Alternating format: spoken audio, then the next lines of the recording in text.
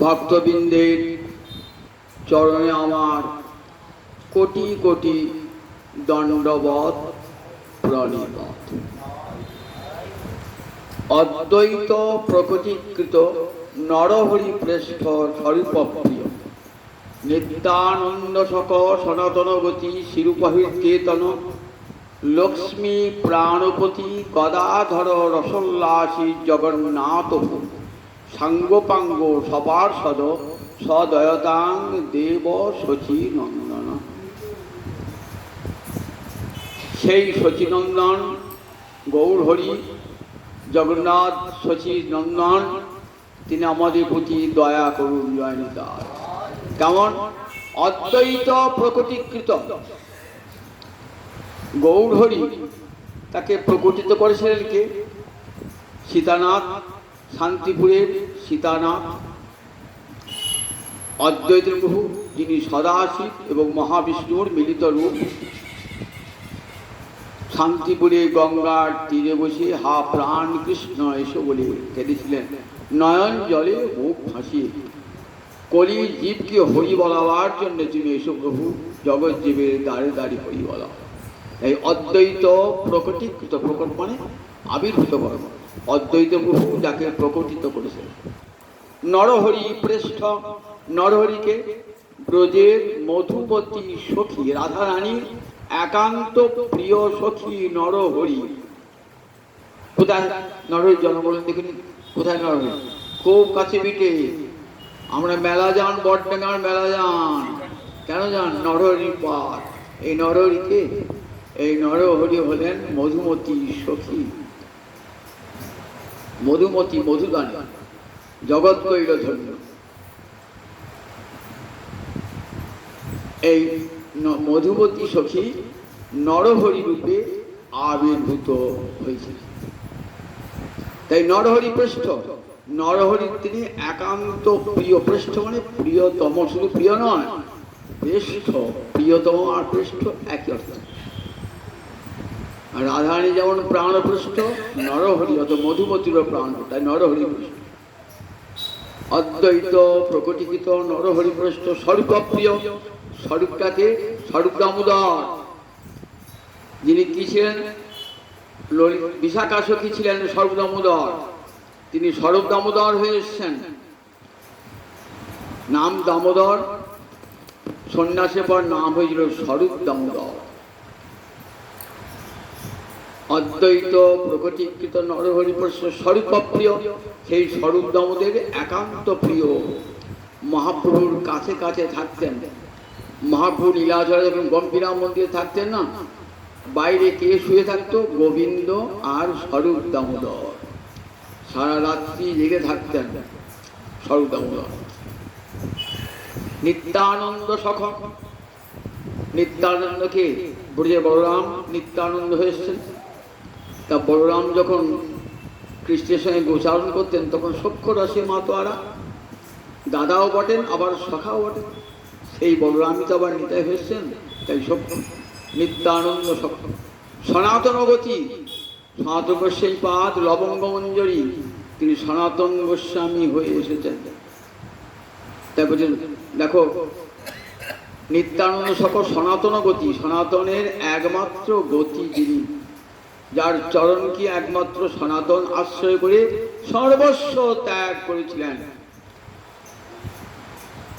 শিরূপহির্কেতন, রূপগোস্বামীপাদ রূপমঞ্জরি, সমস্ত মঞ্জরিগণের অধ্যক্ষা, পুরুষ রূপে এসেছেন। আসলে মঞ্জরি, রূপমঞ্জরি, তিনি রূপগোস্বামী রূপে এসেছেন। হৃৎকেতন, কেতন মানে পতাকা, হৃৎ মানে হৃদয়, অর্থাৎ মহাপ্রভুর হৃদয়ের ভাষা বুঝতেন কে? একমাত্র রূপগোস্বামীপাদ। একটা শোভাযাত্রায় যাচ্ছে, সামনে একটা পতাকা থাকে, কেন? শোভাযাত্রা কিসের বোঝা যায়? তার লেখা থাকে। তেমনি রূপগোস্বামীর হৃদয় হলো পতাকা, যে মহাপ্রভুর হৃদয়ের ভাষা বোঝা যায়। রূপগোস্বামী কত গ্রন্থ লিখেছিলেন বন্ধু কি? ললিত মাধব, বিদগ্ধ মাধব, ভক্তি রসামৃত সিন্ধু, উজ্জ্বল নীলমণি, হংসদূতম, উদ্ধব সন্দেশ, লঘু ভাগবতামৃত, চাটু পুষ্পাঞ্জলি, কত গ্রন্থ লিখেছিলেন রূপগোস্বামীপাদ। সব মহাপ্রভুর যা মনোভীষ্ট, শ্রীচৈতন্য মনোভীষ্টং স্থাপিতং যেন ভূতলে।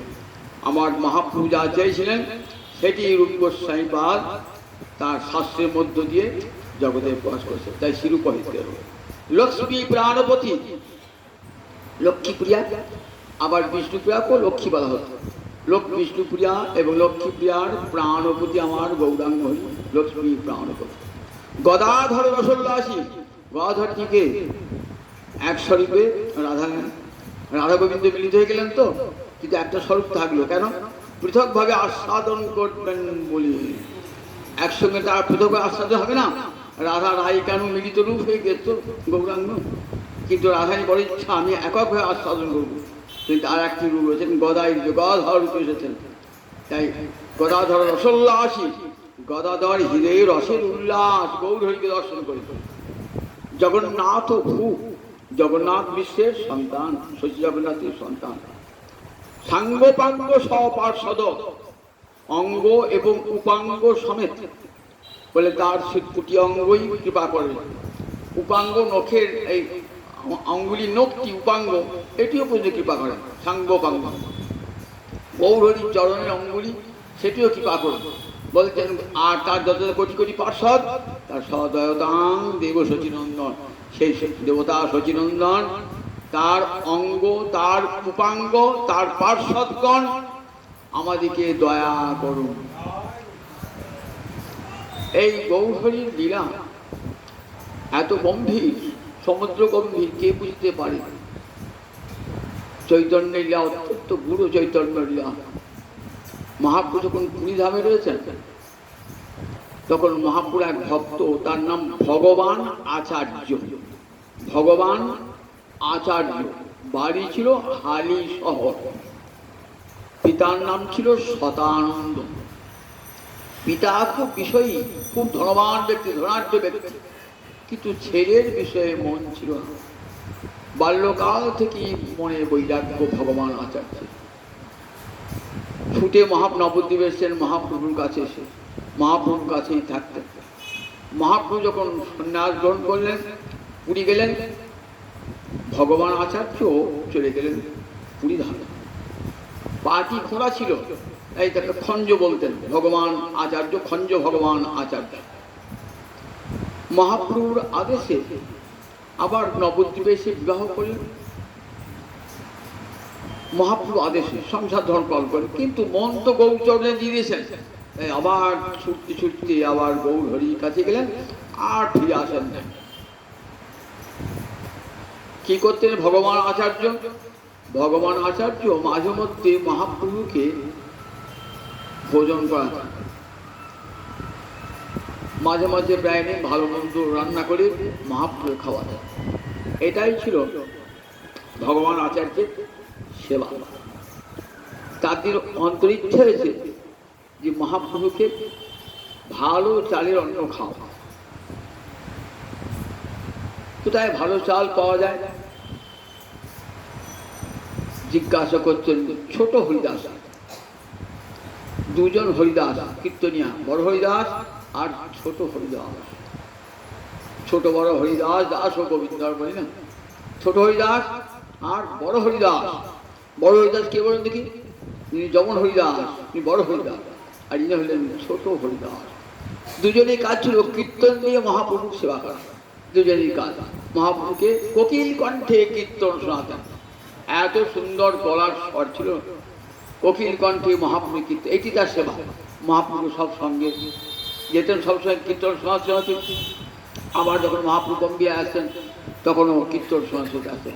এটাই ছিল তার সেবা। ছোট হরিদাস, হরিদাসকে বলছেন ভগবান আচার্য, হরিদাস কোথায় ভালো চাল পাওয়া যায় বলে মহাপ্রভুকে খাবো? সরু চাল, শালি ধানের চাল পাওয়া যায়। শালি ধান উৎকৃষ্ট ধান, এখন আমরা দেখতেই পান না শালি ধান। শালি ধানের চাল খুব উৎকৃষ্ট চাল, সরু সরু চাল। আপনি মিনিকিট বলেন তো, মিনিকিটকে হারিয়ে দেবে সেই চাল, শালি ধানের চাল। সেই শালি ধানের চাল কোথায় পাওয়া যায়? তখন পুরী ধামে এক বৃদ্ধা তপস্বিনী রয়েছে, তার নাম মাধবী দাসী। ইনি সিকি মাহিতির ভগিনী। সিকি মাহিতি কি করতেন? পুরিয়াবাসী, উনি জগন্নাথ মন্দিরে কে কত টাকা দিল হিসেব রাখতেন, কত খরচ হলো আয় ব্যয়, লিখন অধিকারী হিসেব রাখতেন। এই বোনের নাম ছিল মাধবী দাসী, মাধবী দেবী। অনেক বয়স হয়ে গেছে, বৃদ্ধা তপস্বিনী, সারা জীবন গৌর হরির সেবা করেছেন এবং জগন্নাথের সেবা করেছেন। জগন্নাথ ছাড়া কিছু জানতেন না, মন প্রাণ দিয়ে গৌর সেবা করতেন, গোবিন্দের সেবা করতেন। হরিদাসকে বললেন মাধবী দাসী গিয়ে পা দিতে পারে। মাধবী দাসীর কাছে গেলেন যে গৌর হরিকে ভোজন করাবে, ভালো চাল আছে, সবুজ চাল আছে? বলে হ্যাঁ, খালি ধানের চাল আছে। 1 মান মানে 4 কাঠা, তবে কাঠা চাল দেওয়া হতো, মেটে দেওয়া হতো, তখন দাঁড়িয়ে না, কাঠায় মাপ 4 কাঠা মানে 400 চাল দিলেন। সেটি নিয়ে রন্ধন করেছেন। তার সঙ্গে মহাপ্রভু যা যা খেতে ভালোবাসতেন, যত প্রকার শাক মহাপ্রভু খেতে ভালোবাসতেন, মোচা খেতে ভালোবাসতেন, লাবড়া ব্যঞ্জন খেতে ভালোবাসতেন, পটল ভাজা, বেগুন ভাজা সব করেছেন। মহাপ্রভু যথাসময় এসেছেন মধ্যাহ্নে, এসে দেখছেন কি সুন্দর উৎকৃষ্ট চাল। এমন চাল তো পুরুষে বেশি খাই নাই। চাল দেখে চালে এত প্রশংসা, বলছেন কোথায় পেলে ভগবান এই চাল? তা বলছে মাধবী দাসীর কাছে পেয়েছি। মাধবী দাসীর কাছে? কে আনতে গিয়েছিল? বললেন হরিদাস, ছোট হরিদাস আনতে গেছিল। মহাপ্রভু অন্ন ভোজন করেন, আর কিচ্ছু মুখে বললেন না। ফিরে এলেন, ফিরে এসেই গোবিন্দকে বলছেন, গোবিন্দ আজ থেকে ছোট হরিদাসকে আমার কাছে আসতে দিও না, ওর দ্বার মানা মানে দ্বার বন্ধ, আমার কাছে দ্বার বন্ধ, আর আসতে দেবে না। বলি গম্ভীর মুখে মহাপ্রভু যেন ছোট হরিদাস যেন আমার কাছে না আসে দ্বার মানা। গোবিন্দ আমার সবাই কি হলো, আজ হঠাৎ ছোট হরিদাসকে দ্বার মানা করলেন কেন? ছোট হরিদাস, ছোট হরিদাস সংবাদটা পেয়েছেন যে আমার তো দ্বার মানা, আমাকে যেতে দেবেন না। তাহলে যাবো কোথায়? যাবার তো একটাই জায়গা, গৌর হরি চরণ। সব ঘর সংসার ছেড়ে এসেছি, গৌর চরণে আত্মনিবেদন করছি, আর তো আমার কোথাও যাওয়ার জায়গা নাই। যে গৌর হরি যদি আমাকে তাড়িয়ে দেন, আমাকে যদি চরণে স্থান না দেন, কোথায় যাই? গৌর হরি দ্বার মানা করেছেন, আর তাকে যেতে দেবেন না। 3 দিন অন্ন জল গ্রহণ করলেন, ও বাচ্চা স্বরূপ দামোদর গিয়ে বলছেন, প্রভু ছোট হরিদাস কি অন্যায় করল? ছোট হরিদাস তুমি দ্বার মানা করলে? তা বলে দেখো, সন্ন্যাসী হইয়া যেবা করে প্রকৃতি সম্ভাষণ, প্রভু না দেখিতে পারি আমি তাহারও বল।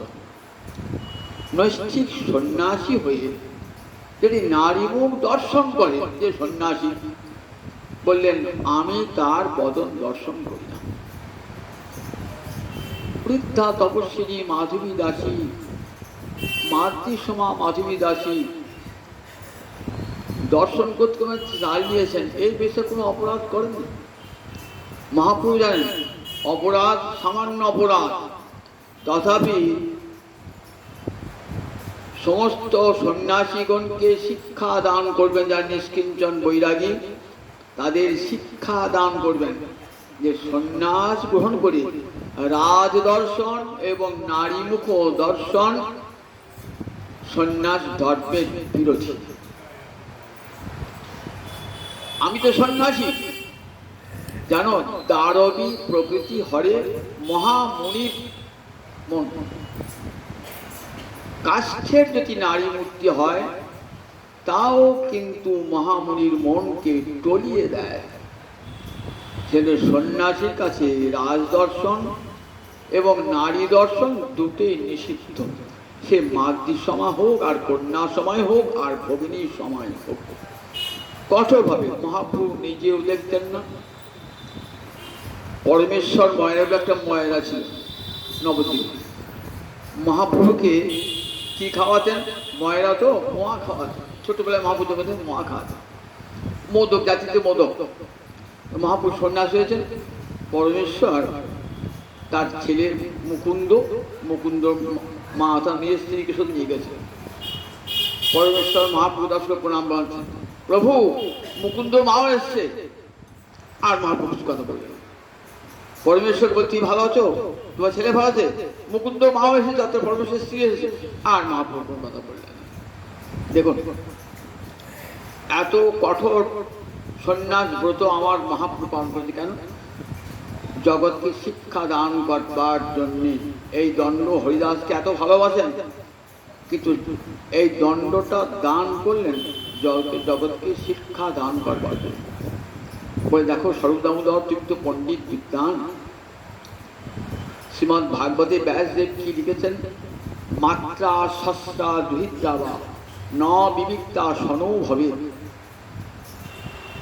বলবান ইন্দ্রিয় গ্রাম বিদ্যাংশম অপি কর্ষতি। নিজের জননী, নিজের ভগিনী, নিজের কন্যার কাছে সংকীর্ণ আসনে একত্র বসো না। কারণ বলবান ইন্দ্রিয় কি করে? বলবান বিদ্যাঞ্জনকে পর্যন্ত আকর্ষণ করে, চিত্তে বিকার ঘটাতে পারে।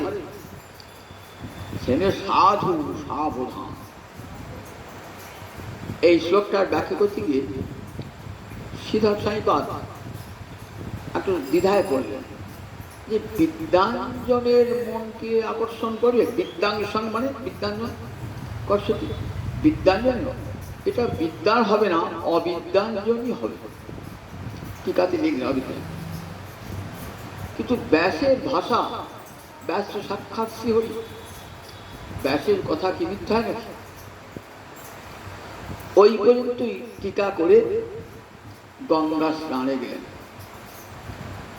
গঙ্গা স্নান করতে গিয়ে করে এসে যখন গেলেন তখন সুন্দর একবার রোদ উঠেছে, রোদ ঝলমল করছে, একবারে সূর্য উঠেছেন, কোনো ঝড় বৃষ্টির কোনো লক্ষণই নাই। গঙ্গা স্নান করছে, উঠে আসছে, দেখছেন ওরে বাবা প্রবল বৃষ্টি, প্রবল ঝড় কোথা থেকে আসছে। স্নান করে দাঁড়াবার জায়গা পাচ্ছেন, দেখছেন থুতু করা মার কিছু নাই, একটা ছোট্ট কুড়ে ঘর। সেই কুড়ে ঘরে গিয়ে ঢুকেছেন, ঢুকে দেখছেন একটা অপূর্ব সুন্দরী রমণী। শ্রীধর স্বামী তখন যুবক, কেউ নাই ঘরে, নির্জন ঘরে, আর সেই সুন্দরী রমণী দর্শন করার সঙ্গে সঙ্গে মানসিক বিকার দেখা দিল।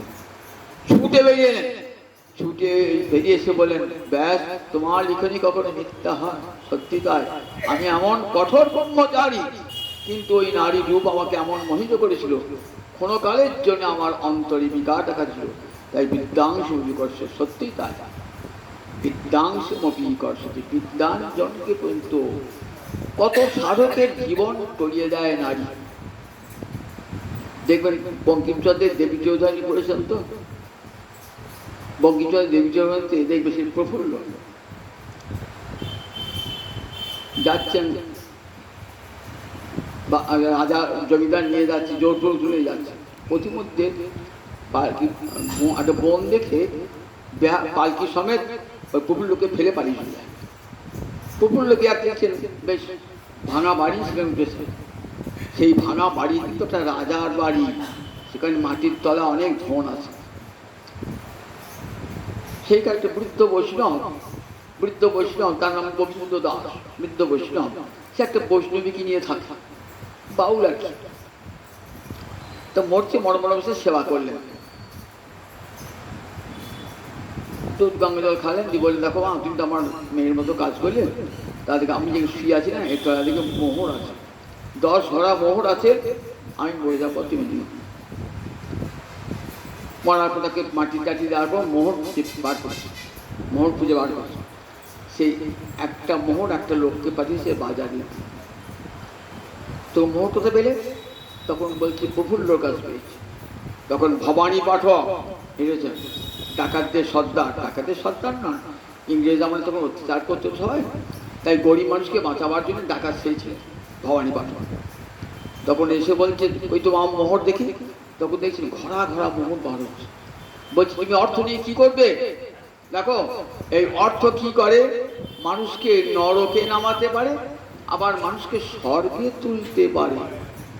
অর্থ মানুষকে নরকে নামায়, আবার অর্থ মানুষকে স্বর্গে তুলতে পারে। ঠিক তেমনি নারী মানুষকে নিচে নামাতে পারে, আবার স্বর্গে তুলতে পারে। কত কত সাধকের জীবন তার পদস্খল ঘটেছে নারীর সান্নিধ্যে এসে। আপনার ভক্ত তুলসী দাস জানেন তো, রামচরিত মানস রচিতা তুলসী দাস। তুলসী দাসের নাম কি করে মানুষ হয়ে যাবে, ছোটবেলাতে মা বাবা পরিত্যাগ করেছে তুলসী দাসকে, এক সাধু পালন করেছিল। মূলা নক্ষত্রে জন্ম হলে পিতামাতার দোষ থাকে, পিতামাতাকে পরিত্যক্ত হয়। তুলসী দাস জন্মেছিলেন মূলা নক্ষত্রে, পিতামাতা পরিত্যাগ করেছিল, আর সাধুর কাছে মানুষ হয়েছিল। সাধু তাকে কি করতেন, বিষ্ণুচরণের তুলসী দিয়ে সেই তুলসী মুখে দিতেন, এই নাম হয়ে তুলসী দাস। সেই তুলসী দাস কার যৌবন প্রাপ্ত হলেন, তখন একটা সুন্দরী রত্নাবলী নামের সুন্দরী কন্যার সঙ্গে বিবাহ দেওয়া। নারীর সৌন্দর্যে এমন ভুলে গেলেন যে তার রাম, সাধুকে রাম নাম দিয়েছে, ওই রাম নামটাও প্রায় ভুলে যাচ্ছে, নারী রূপে আকৃষ্ট হয়ে গেল। কিন্তু তার রত্নাবলী তার স্ত্রী পরমা ভক্তিমতী, এবং তার পিতাও রাম মন্ত্রে দীক্ষিত, এবং ছোটবেলা থেকে এই রাম নাম শিখেছে। তো রত্নাবলী রাম নাম থেকে জানেন। রত্নাবলীকে এক মুহূর্ত রাধিকে থাকতে পারতেন না তুলসী দাস। কখন যদি বাপের বাড়ি যেত না, তার কদিন ছুটে চলে যেত। একদিন অনেকদিন মা যখন দেখে আমার ছেলে নাই, সেই সময় বৌমাকে পাঠিয়েছে বাপের বাড়ি। এসে শুনেছেন রত্নাবলী নাই, ছুটছুটে গিয়েছে। তখন বলছেন রত্নাবলী, কিছু তোমার লজ্জা করে না? সামান্য আমার একটা রক্ত মাংসের চেহারা মানবীকে তুমি এত ভালোবাসো? এই ভালোবাসা যদি গোবিন্দ অর্পণ নবদুর্বাদ শ্যাম রামচন্দ্রকে ভালোবাসা, তাহলে আজকে তুমি রামচন্দ্রকে পেয়েছি, জীবন তোমার ধন্য হয়েছে, ধন্য যে জীবন। ধিক্কার এল, দেখেছো নারীর কথা। এই যে নারী এখন নরকে যেতে পারে, আবার স্বর্গে তুলতে পারে। স্বামীকে কেমন করে স্বর্গে তুললো দেখো। নিজের পরমা ভক্তিমতী তো, তাই স্বামী যখন নিচে নামাতে চায় না, বলেন আমার রূপে আকৃষ্ট, আমার রূপ আজ থাকবে কাল থাকবে না। কিন্তু দেখো নবদুর্বাদ ও শ্যাম রাম রূপ চিরকাল থাকবে, সেই রূপে আকৃষ্ট হবে। ফিরে এলেন, একবার সংসার ত্যাগ করে কাশিতে এসে রাম মন্ত্রে দীক্ষা নিয়েছেন। দীক্ষা নিয়ে একটা গাছের তলায় বসেছেন। গাছের তলাতে জল ঢালার সঙ্গে সঙ্গে গাছটা দেখছে মুক্তি পেয়ে গেল। তো তুমি কে গো? আমি জল ঢালাম আর গাছ উঠে গেলে। তা বললে, দেখো আমি এক পূর্বকার একটা ব্রাহ্মণ ছিলাম, জানো তো, আমি পূজা যা করতাম, ভগবানের সেবা যা দিত, আমি সেটা নিজে ভোগ করতাম। তারপর আগে রাজার আমি অনুগ্রহ প্রার্থী ছিলাম, আর রাজা আমার খুব ভালোবাসতেন। রাজার অর্থে পিতা আমার খুব লোভ ছিল। একদিন রাজা যাচ্ছেন ভ্রমণে, আমি রাজার সঙ্গে যেতে কাশী ধামে যখন পৌঁছেছি, তখন একটা সাপ আমাকে দংশন করল। সর্প দংশনে আমার মৃত্যু হয়ে গেল। তখন এক সাধু বললে, দেখ তুই মহা পাপ করছিস, তো তুই পিশাচ জন্য প্রাপ্ত, তুই সেই সঙ্গে তোকে আশীর্বাদ করছি, তুই কোনো হরিভক্তের চরণ ধোয়া জলে তোর মুক্তি হয়ে গেল। সাপ হওয়ার পর সে বৃক্ষ হয়েছে, বৃক্ষ হয়ে ওই হরিভক্তের চরণ ধোয়া জলে তার মুক্তি হয়ে গেল।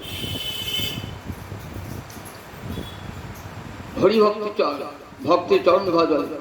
তখন বলছেন, দেখো তুমি তো আমার উপহার করলে, একটা উপকার কি করে রামচন্দ্রকে দর্শন করা যায় বলতে পারো?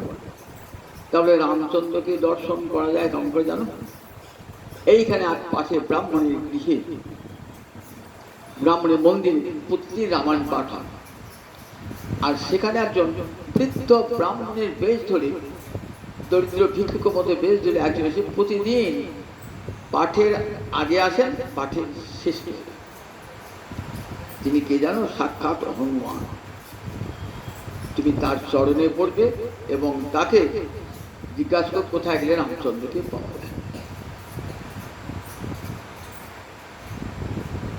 এলেন রামায়ণ পাঠ আসুন, খুঁজে খুঁজে দেখছেন, হ্যাঁ একজন একটা বৃদ্ধ লোক বসে আছে, খুঁড়িয়ে খুঁড়িয়ে চলে, খুব বৃদ্ধ মানুষ, দেখলে মনে হবে না যে কোনো ভালো লোক।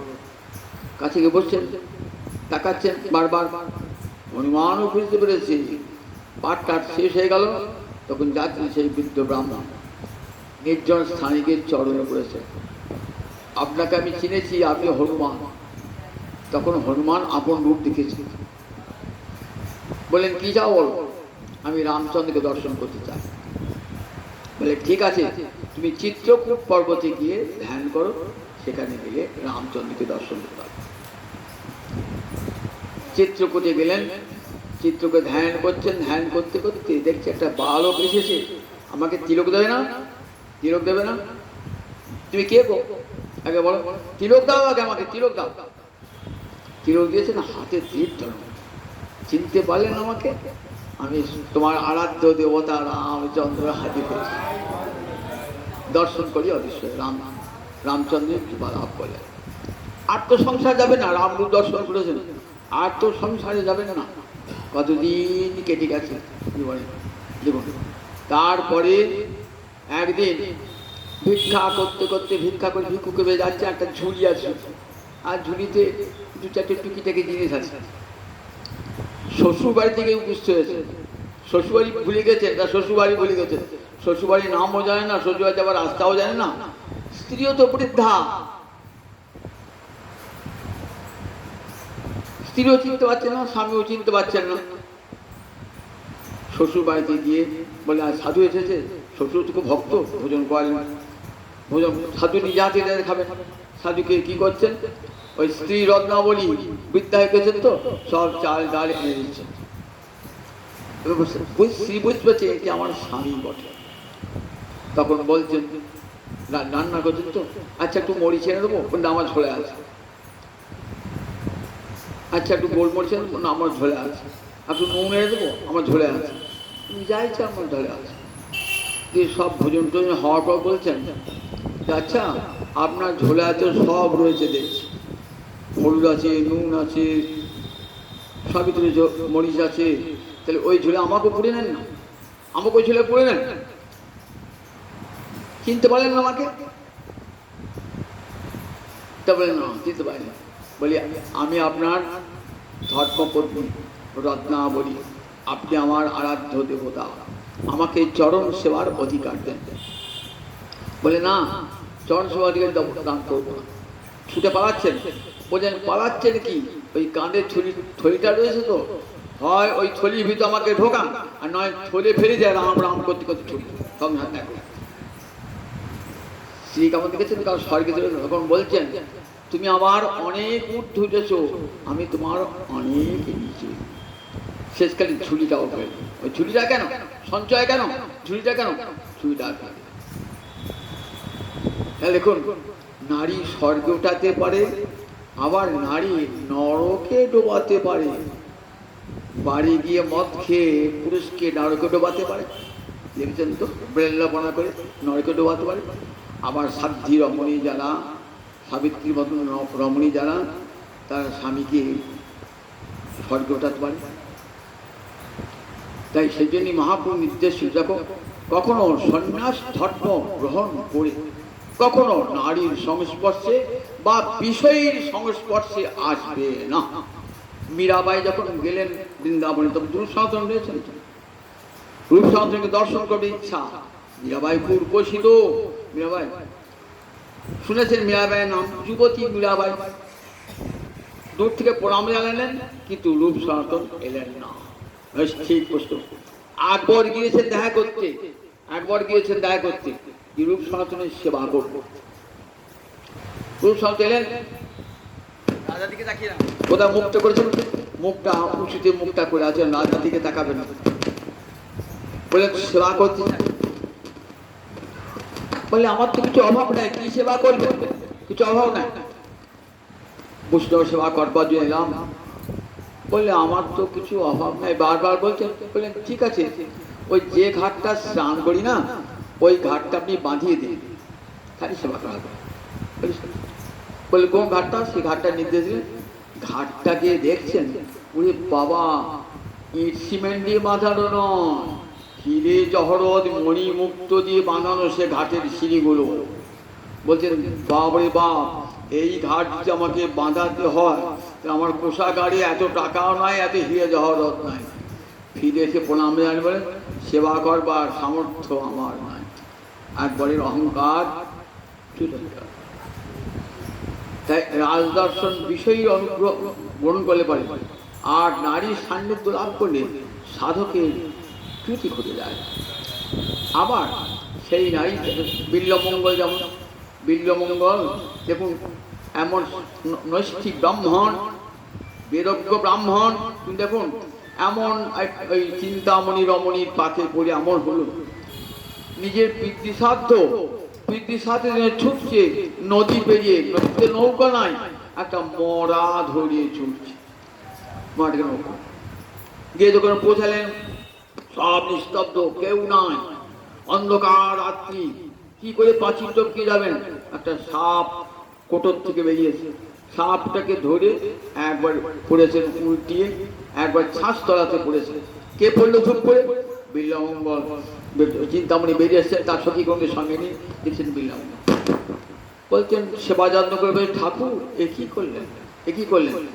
সামান্য একটা নারীর রূপেতে আপনি পিতৃসাধ্য শেষ হওয়া মাত্রই ছুটে চলে এলেন, একটা মরাকে ভেলা করে, আবার সাপের ল্যাজ থেকে রজ্জু করে ছুটে আমার কাছে, অসুস্থ পড়লেন, সেখানে আঘাতপ্রাপ্ত হয়েছে আপনি শরীরে, নিয়ে গিয়ে সুস্থ করে রাজরা গান শোনেন, বলেন আজ থেকে কৃষ্ণ চিন্তাকে মনে স্থান দেন, এই রূপসী বেশ্যার নন, চিন্তামণির নন, আজ থেকে মনে গোবিন্দকে স্মরণ করে দিবারাত্র।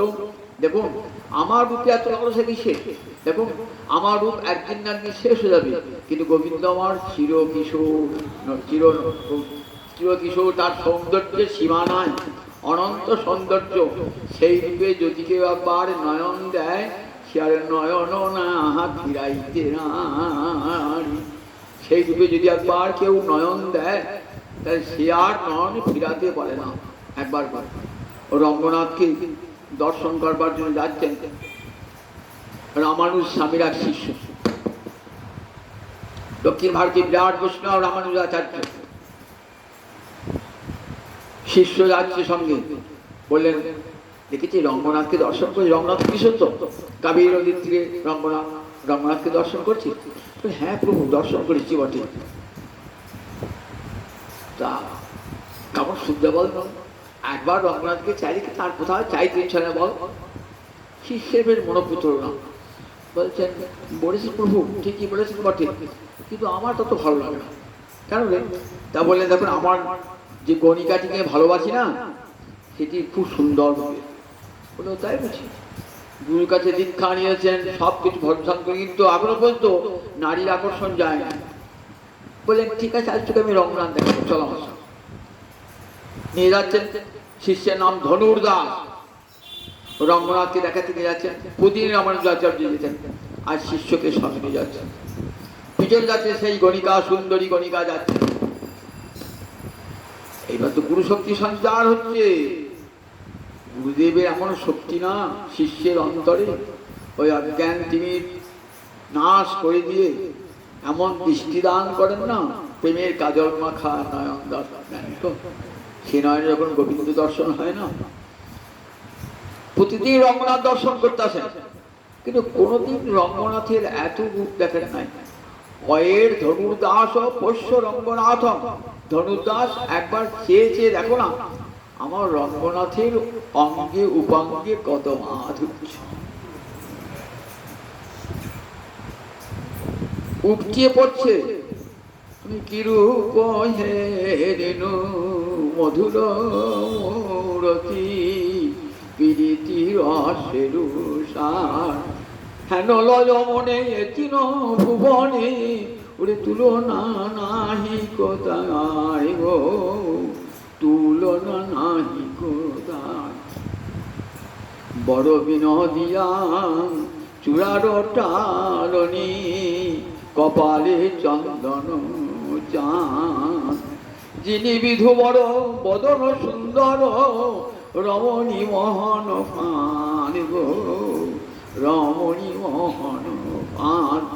দেখো ফাঁদ পেতেছে রমণী মোহন, ওই বদনচন্দ্র যে একবার দর্শন করবে না, সে রমণী, শুধু রমণী কেন, রমণীর স্বামী, জগতে সপ্ত প্রকৃতি একবার যদি ওই কৃষ্ণ রূপে নয়ন দেয়, সে আর নয়ন ফিরাতে পারে না। রঘুনাথ দাস গোস্বামীকে জিজ্ঞাসা করছেন, আচ্ছা ঘরে এমন রূপসী পত্নী, তা সেই রূপসী পত্নীকে ছেড়ে তুই সংসার ত্যাগ করলে কেন?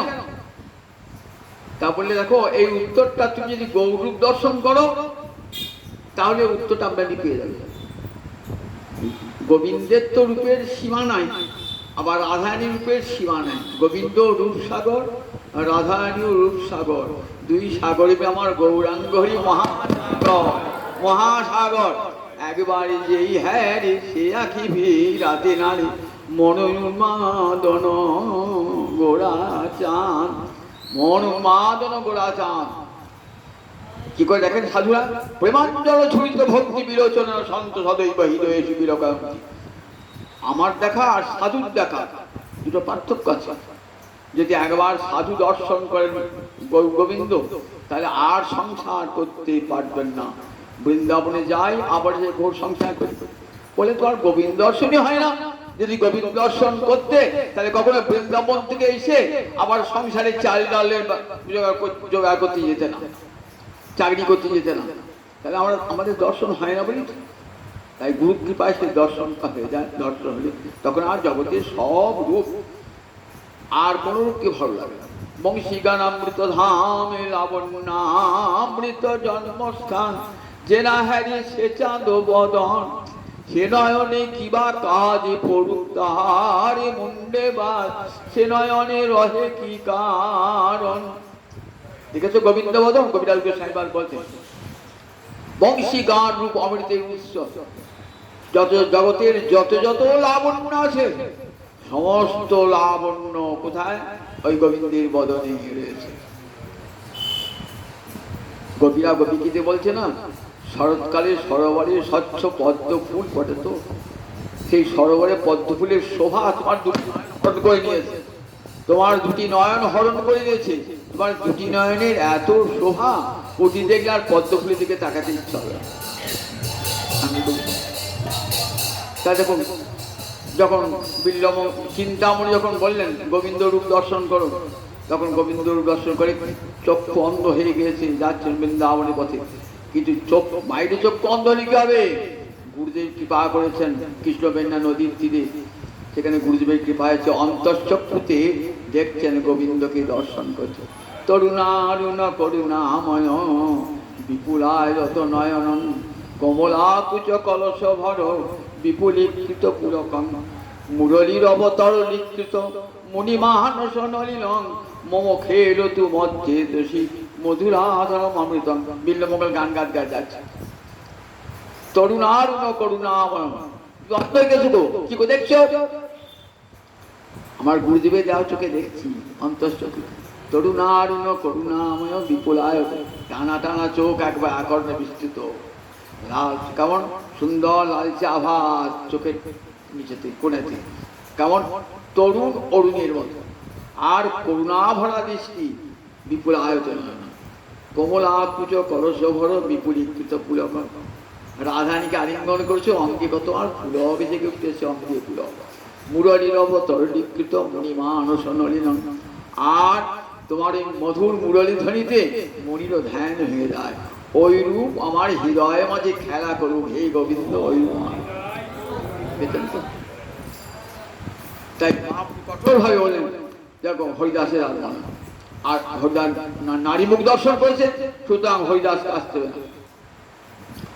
শেষকালে সর্বদা বলে, প্রভু গো, হরিদাসের সামান্য দোষ ক্ষমা করে দাও। বললেন, দেখো বারবার তোমরা আপন কাজ করো, আমাকে বারবার অনুরোধ করবে। তখন পরমানন্দ পুরী ছিলেন মহাপ্রভুর গুরু ভ্রাতা। মহাপ্রভু গুরু দিয়েছিলেন ঈশ্বরপুর, ঈশ্বরপুরীর সতীর্থ ছিলেন পরমানন্দ পুরী। গুরুমতি দেখতেন, বলে আপনি যদি কৃপা করবেন গুরুরাজের মনে করে বলবেন। নির্জনে বসে আছিলেন গৌরহরি, পরমানন্দ পুরী এসছেন। কি প্রভুদেব? তা বলতে একটা অনুরোধ আছে, বলবো। কি অনুরোধ? তুমি হরিদাসকে ক্ষমা করবো। গুরুদেব আমি চলে যাচ্ছি গোবিন্দকে নিয়ে। বলি গুরুদেবকে প্রণাম করে, চলো গোবিন্দ, এখানে থাকবো না, আলাদা। না না না প্রভু, তোমাকে আলাদা নিয়ে থাক। প্রভু তুমি থাকো, প্রভু তুমি সদস্য যা কিছু করো, আর তোমাকে কেউ কিছু বলবে না। হরিদাস কি করতেন, দূর থেকে মহাপ্রভু যখন জগন্নাথ যেতেন, কাছে আর যেতেন না, দাঁড় বানাতো কাছে যেতেন না। দিবাত্ম নয়ন জলে ভাসেন, আহার নিদ্রা প্রায় পরিত্যাগ হয়ে গেছে। সর্বদা তোমাকে ঠিক প্রভু কৃপা করবেন। কবে কৃপা করবেন? একটা বৎসর অপেক্ষা করলেন। একটা বৎসর অপেক্ষা করে চলে গেলেন কোথায়? প্রয়াগে, যেখানে ত্রিবেণী আছে, গঙ্গা যমুনা সরস্বতী মিলন। সেখানে গৌপদ ধ্যান করতে করতে আমি গৌর চরণে পেলাম না গো, এ জন্মে বহু আশা আশা করি এসেছিলাম আমি গৌর চরণের সেবা করিব বলে, সে চরণ সেবা হতে বঞ্চিত হইলাম।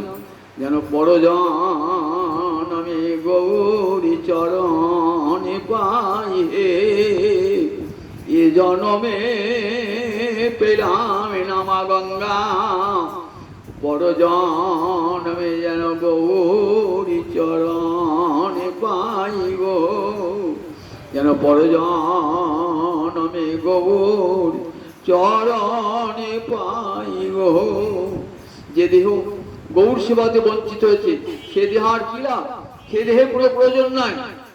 আমি দেহ মা গঙ্গা তোমার চরণে অর্পণ করলাম বলে গঙ্গা জলে দেহ বিসর্জন দিলেন।